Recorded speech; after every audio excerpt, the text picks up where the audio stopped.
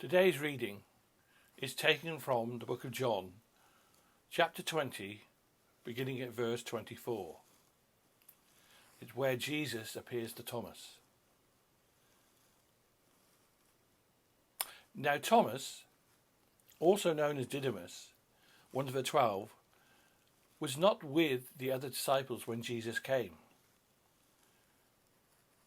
So the other disciples told him, "We have seen the Lord." But he said to them, "Unless I see the marks on his hands, and put my finger where the nails were, and put my hand into his side, I will not believe." Now a week later his disciples were in the house again, and Thomas was with them. Though the doors were locked, Jesus came and stood among them and said, "Peace be with you." Then he said to Thomas, "Put your finger here. See my hands. Reach out your hand and put it into my side. Stop doubting and believe." Thomas said to him, "My Lord and my God." Then Jesus said to him, "Because you have seen me, you have believed.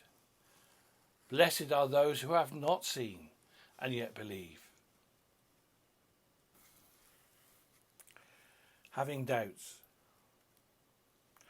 In our lives as Christians, we are expected to be islands of rock-steady conviction amid all the fads and diversions in life.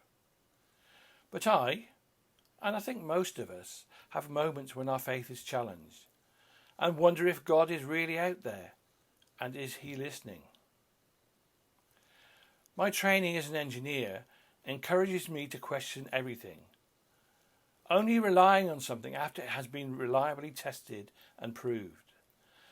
So I can really feel for Thomas, demanding physical proof before believing.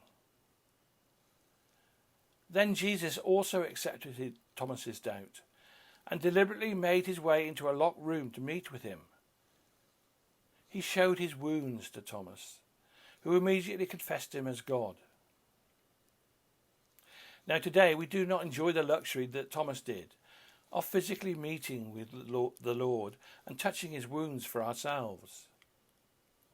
So I feel that Jesus' next words to Thomas are meant for us. "Because you have seen me, you have believed.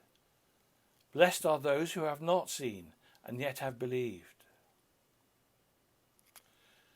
Many years ago, when I was still living in Cheltenham, I felt a continuing draw to go out abroad as a CMS mission partner. Many people around me, including my vicar, confirmed my calling and encouraged me to explore it further.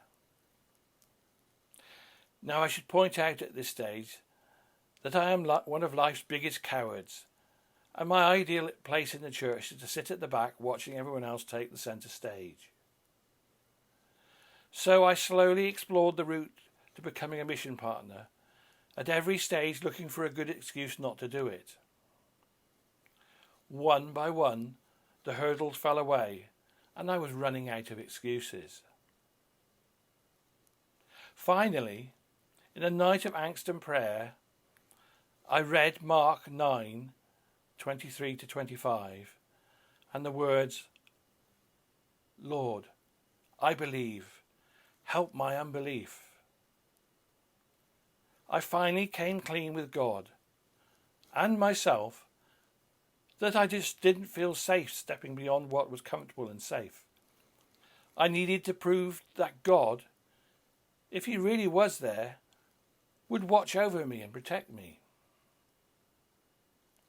Now a week later I started to drive across town to the Sunday evening service when another car jumped some traffic lights and hit my driver's door straight on at a speed of about 85 miles per hour. My car was spun down the road by the impact, and I ended up, somehow, sat in the front passenger seat. When extracted from my bent and mangled car, I was promptly taken to the hospital, where it was found that my only injuries were 2 cracked ribs.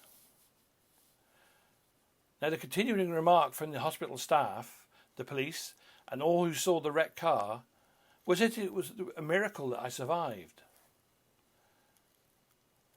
The Lord had answered my prayer, not in a way I had wanted or expected, but I now knew that He would watch over me. He had overcome my unbelief. So a few months later, I packed up my bags and set off to Birmingham to begin my missionary training. And during my whole 2 years spent in Uganda, despite many difficult situations, I never ever felt overduly worried. The Lord had got my back. Now, in this present emergency, with all its uncertainties, it is a time for testing for all of us. Are we going to get sick? Are those we love going to get sick? Will my job still be there? It must be doubly troubling for doctors and nursing staff as they lose patients on a daily basis to the virus. In these moments of doubt and pain, all I can do is look back and remember those times when I have experienced God alive and at work in my life. It is not the cast iron proof that Thomas demanded, but isn't that what faith is all about?